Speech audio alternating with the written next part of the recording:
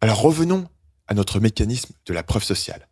La preuve sociale est un principe psychologique qui dit que si beaucoup de gens font quelque chose, c'est que cette chose doit être une bonne décision. En d'autres sens, on va supposer que si une masse de personnes prennent une décision, c'est qu'ils ont une bonne raison. Même si fondamentalement, nous ne savons pas quelle est cette raison. Imaginons un exemple très simple. Vous êtes un touriste dans une ville inconnue et vous voulez aller dîner au restaurant.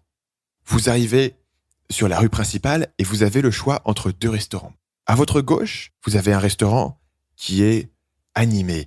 Il y a pas mal de gens dans le restaurant, il y a de l'activité, etc.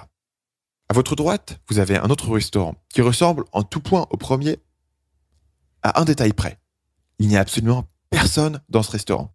Il y a un serveur qui est planté devant le restaurant et qui vous regarde avec des yeux désespérés en disant « Mon Dieu, on n'a aucun client, on a besoin de clients ». En soi, vous n'avez pas vraiment d'information qui vous permet de savoir si un restaurant est meilleur que l'autre. Mais la plupart d'entre nous vont avoir tendance à choisir le restaurant qui a déjà des clients plutôt que le restaurant qui est absolument désert.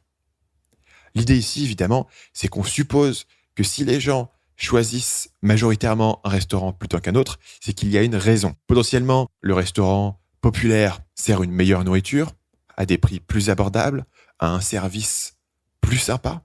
Peut-être que le restaurant qui est vide a eu un scandale récemment où plusieurs clients ont été empoisonnés par de la viande qui avait été mal réfrigérée. Peu importe. L'important ici, c'est de savoir que vous n'avez pas besoin de connaître la raison. Vous allez suivre instinctivement le groupe. Et la raison pour laquelle cet exemple est intéressant, c'est parce que ça vous montre d'emblée que la preuve sociale n'est pas une arnaque. La preuve sociale n'est pas un mécanisme purement irrationnel. La preuve sociale est utile et elle vous permet de prendre de meilleures décisions. La preuve sociale vous permet de prendre des décisions quand vous n'avez pas toutes les informations en main. Et dans la plupart des cas, cette décision sera la bonne. Si on va un peu plus profond, on peut se demander pourquoi est-ce que la preuve sociale fonctionne. Et fondamentalement, comme beaucoup d'éléments de notre psychologie, c'est un mécanisme qui a été mis en place il y a très longtemps. C'est un mécanisme qui a permis à l'être humain de survivre dans des conditions difficiles où il n'avait pas toutes les informations en main. Si vous revenez dans la jungle, imaginez-vous vos ancêtres il y a plusieurs dizaines de milliers d'années. Si votre ancêtre voit un groupe de personnes prendre une certaine action, il y a pas mal de choses à en déduire. Par exemple, si vous êtes un individu dans la jungle et que vous voyez un groupe de personnes s'enfuir à toute vitesse dans une direction, même si vous ne savez pas pourquoi elles s'enfuient, vous avez probablement intérêt à vous enfuir avec eux. Probablement quelque chose qui les pourchasse, un danger qui est présent. Vous avez intérêt à suivre aveuglement le mouvement de foule plutôt qu'attendre et de voir la cause par vous-même. Parce que si vous vous attendez de voir le tigre ou le rhinocéros ou le troupeau d'éléphants ou l'incendie qui fait fuir ces gens, il est probablement trop tard. Un autre aspect qui permet à la preuve sociale de promouvoir la survie humaine, c'est la question de la coordination de groupe. Si vous réfléchissez, l'être humain est physiquement inférieur à beaucoup d'autres animaux. En termes de prédateurs, on n'a pas de griffes, on n'a pas de dents, on n'est pas particulièrement rapide, on s'essouffle rapidement, etc.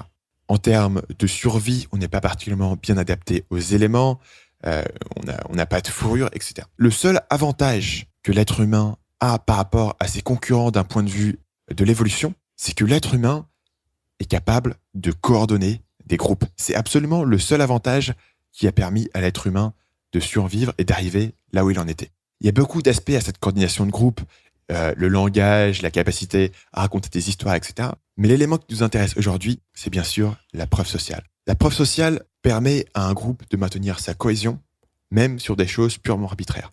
Par exemple, si un groupe humain va chasser et que 50% des individus veulent aller à l'est et 50% veulent aller à l'ouest, c'est un problème parce que le groupe se divise et le groupe est plus efficace en restant ensemble. Dans ce cas-là, la plupart des individus auront tendance à graviter vers la majorité, même si fondamentalement il n'y a pas de raison d'aller dans une direction ou l'autre.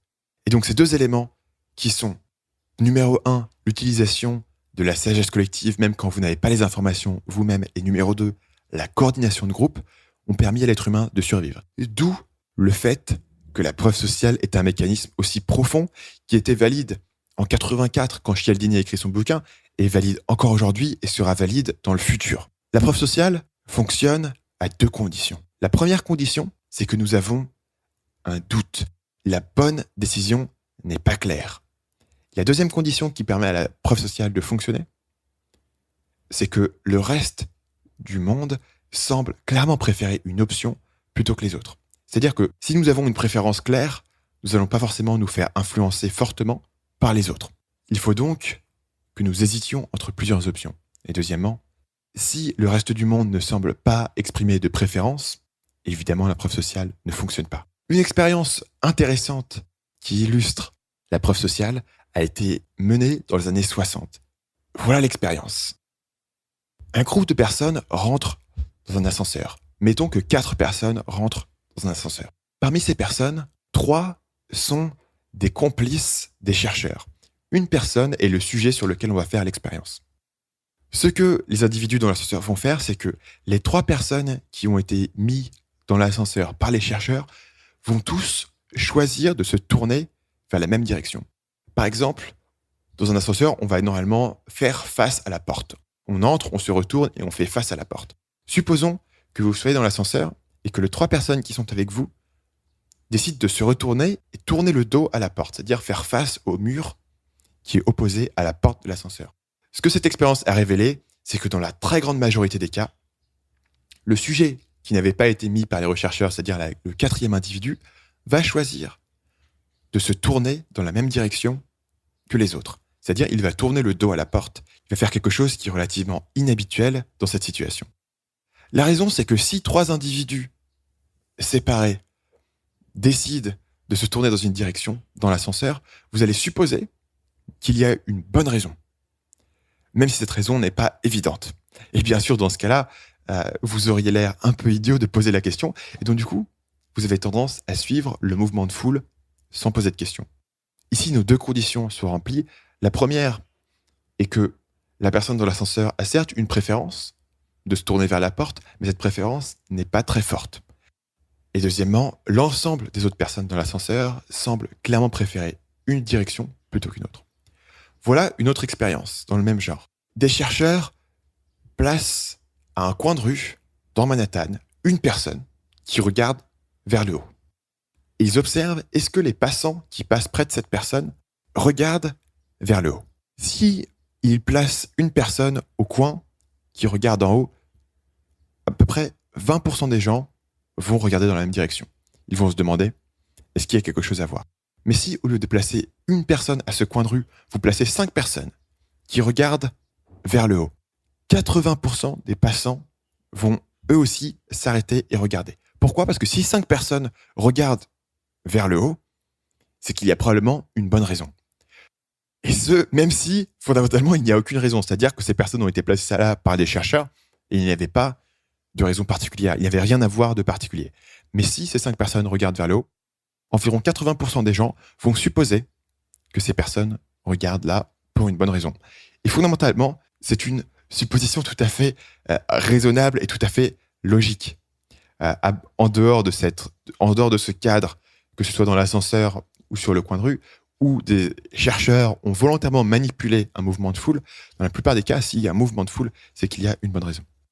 Salut, c'est Stan, j'espère que vous avez apprécié cet extrait du podcast Marketing Mania. Bien sûr, vous pouvez retrouver l'ensemble des épisodes du podcast, y compris les instructions sur comment vous abonner sur l'application Apple Podcast ou sur votre téléphone Android en vous rendant sur mon site à l'adresse marketingmania.fr/podcast. Je vous ai mis le lien dans la description de cette vidéo.